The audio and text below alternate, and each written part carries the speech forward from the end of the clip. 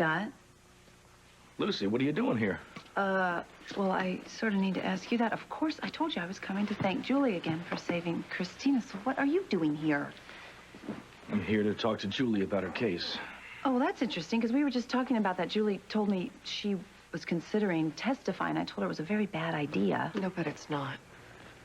Scott and I both agree. The best thing you can do is to take the stand. Scott, you think I should testify? Yes, I do. What? Why do you think that? I mean, you always tell me that if a defendant takes a stand, you know, it could be very risky. Why are you changing your mind? Did you decided to agree with Rachel? Well, yes, actually, because it's a long shot, but it's the only shot she's got. I don't want Julie listening to Rachel, Darren. I don't want her to testify. Well, you're preaching to the choir, Chris. We have to get Rachel off this case. I'm not certain that it's in our best interest to get rid of Rachel right now. She was completely discredited up there on the stand. What we need to do is find another expert who will get up there and give Julie a favorable evaluation. How hard can it be to find another shrink? We don't have time to find another psychiatrist. We have to be in court this afternoon. Get a continuance. I can't. The judge will never go for it. Well, find a way. We have to get Julie away from Rachel before it's too late. The first thing they tell you in law school is to keep the defendant off the stand. But, Scott, I'm innocent. It doesn't matter. When you testify, there are a lot of ways it can backfire. Now, in your case, it's worth it. And sometimes you've got to break the rules, Julie. That's right. Now, you've taken a lot of hits on the witness stand, and reasonable doubt, I think you can rule that out. So your best bet is to testify. You've got nothing to lose, and you've got everything to gain. Could I see you, Counselor, outside, please, right now? Now. All right.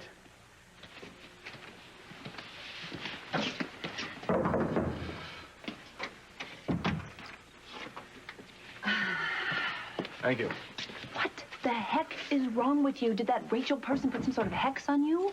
No, Lucy, I'm just, you know, we just agree on one thing. I think that Julie should testify. Wait, but I thought you were just going to see Rachel to find out how she coerced Greg Cooper into that confession. I didn't think you'd show up arm in arm with that wicked witch. I didn't show up arm in arm here. I'm just trying to help her help Julie for crying out loud. I see you doing is fall for some hypnotic, beady-eyed stare that woman gives you. Wait a minute, what did you just say? You're trying to help Julie? That's what I said, Lucy. Well, the only reason you do that is, oh my goodness, you actually believe Julie's innocent. What I believe is that she's entitled to some competent legal advice. She's not getting it from Leopold, so I'm here to give it to her. Everybody has a different opinion about what's best for me.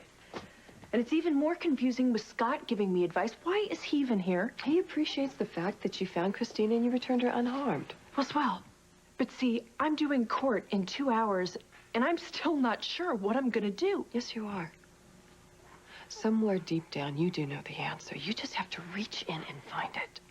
Yeah, well, it sounds so easy when you say it. Look, I realize that it's not, Julie. That's why you need to use your friends that you trust to guide you. Let them help lead you to the answer you already know inside. You really think I can get up there and sway a jury? Absolutely. You look those people square in the face and you speak from your heart, and they're gonna believe you. You can't guarantee that. No, I can't. But what I can guarantee you is that if you sit and do nothing, you'll never win them over. So you really and truly think it's in Julie's best interest for her to testify? Yes, I do. And who the hell asked you your opinion? Oh, brother, another country heard from. Julie's psychiatrist did. Well, and since this is a legal matter, perhaps her lawyer should be the one soliciting points of view. This has gone too far. Let's get in there. Could you open this door, please?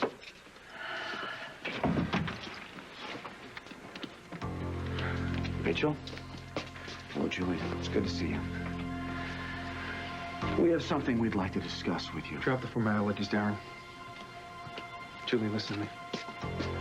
You know you're my #1 priority. You trust me? Of course I do, Chris. What is going on? Yes, I'd love to hear the answer to that question myself. What's going on is I think we need to fire Rachel. Where did you get off coming in here saying you're gonna fire me? You're part of the problem, not the solution, Rachel. And as soon as Julie gives me the go-ahead, I'm giving you your walking papers. All right, enough of that. Let's go. Wait. It's just getting good. Listen, Julie, they don't want her to testify. Chris said no. But Rachel is going to get fired by Chris if she keeps insisting. Lucy, we got better things to do than eavesdrop in an insane asylum. Shh. You're not going to get one, but name 5 others. Come on. How about the fact that they're going to come at you here in a minute? Stop. Listen, I want to hear if Julie is going to testify. I don't know if she's going to testify. Is she going to go on the stand or not? Chris, have you and Darren even considered what it would look like to the jury to have me removed? It was our main consideration. The jury's lost all respect and trust for you, Rachel. The sooner we get you away from Julie, the better off she'll be. No, Rachel is staying. Julie, she's a liability. Chris, she's one of the only things that has gotten me through this. I need her.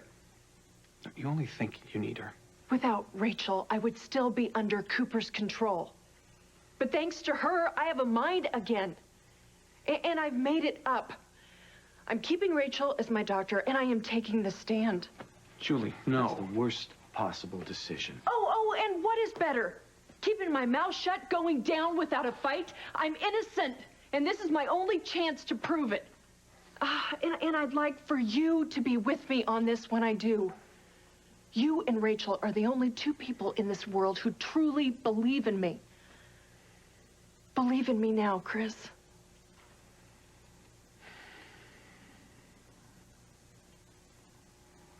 Okay. Okay, if that's how you want to play it, then we'll face it together. Thank you. I can't believe what I'm hearing here.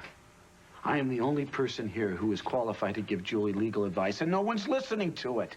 Julie should not testify. But she is. She made her decision, Darren. One based totally on emotion. If you stood back from this for 1 minute and looked at it, you would see that I should rest this case and start my close. And what are you going to say?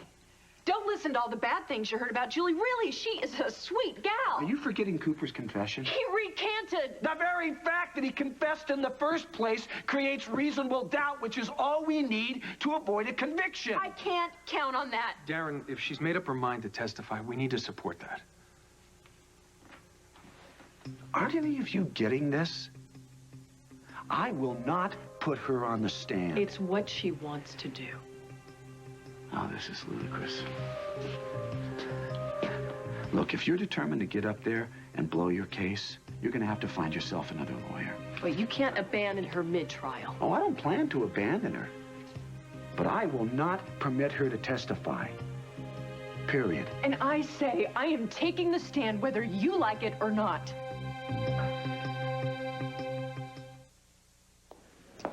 Well, here we are again. Yeah, starting to feel like a second home. Well, at least this is finally almost over, and we can forget about the general homicide murders. I wouldn't count on it disappearing just like that. I can't imagine Rachel letting go even if Julie's convicted. Hey, good afternoon, all. Hello. Wow, you seem to be very cheerful. I expect Darren will rest his case for the defense this afternoon, and then we can all get a good night's rest tonight. Well, it's good to hear you sound so confident. You can thank Ray Cooper for that. He convinced the jury that Julie committed the murders. I think we'll get what we want here. I'm just not so sure. If one thing I've learned, it's not to count Julie out too soon. Let's go.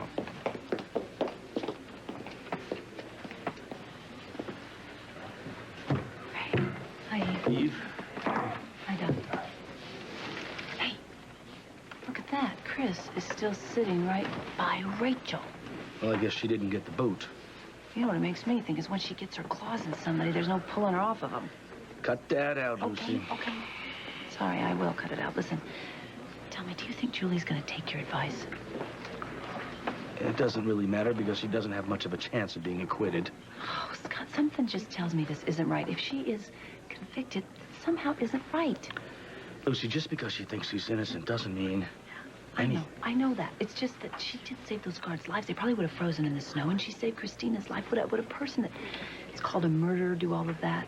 Since I've gotten to watch her lately and stuff, I just don't think she's capable of killing anybody.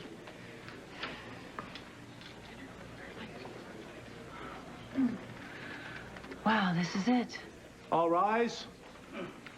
This trial court of the state of New York is now in session. The Honorable Anita Martin presiding. Please be seated. Counsel, I've instructed the bailiff to hold the jury in the jury room. I have just been informed, mistakenly I hope, that Mr. Leopold is no longer representing the defendant. Is this true, Mrs. Ramsey? Yes, it is, Your Honor. Do you care to explain the situation? I fired Mr. Leopold when we couldn't reach an agreement about my next course of action. Do you intend to represent yourself in this case? I do not, Your Honor, and I need time to find another attorney. Your Honor, this is outrageous. This is obviously a desperate trick by the defense to create a mistrial. Your Honor, may I please have permission to speak? Go ahead. But please don't waste the court's time, Dr. Locke. I'd just like to say that this is not a trick by Julie. It's an unavoidable situation caused by a genuine difference of opinion between the defendant and her attorney. Difference of opinion or not, Your Honor, I respectfully request that you compel Mr. Leopold to finish this case. No, he and I are at a complete impasse. I've lost all faith in him. I don't want him to represent me. Dr. Locke, you may sit down. Mrs. Ramsey, do you understand the impact this decision will have on your defense? I must warn you, dismissing your attorney at this point in your case is hardly in your best interest. Is it in my best interest to give up? Because that's what I feel Mr. Leopold is asking me to do.